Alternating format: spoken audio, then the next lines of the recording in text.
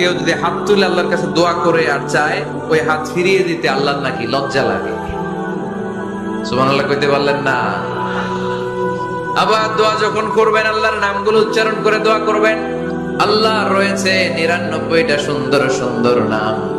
এই নামগুলো যে মুখস্থ করবে, নামের হক যেই ব্যক্তি আদায় করবে, তারে জান্নাতের মালিক বানায় দিবে কে? এজন্য দোয়ার শুরুতে তারা ডাকেন, বলেন ইয়া রহমান, ইয়া রহিম, ইয়া গফুর, ইয়া গফফার, ইয়া সত্তার, ইয়া জব্বার। দোয়ার শুরুতে এই নামগুলো ধরে ধরে যদি আবেগ নিয়ে, ভালোবাসা নিয়ে আল্লাহরে ডাকেন, দোয়া কবুল করে নিবে কে?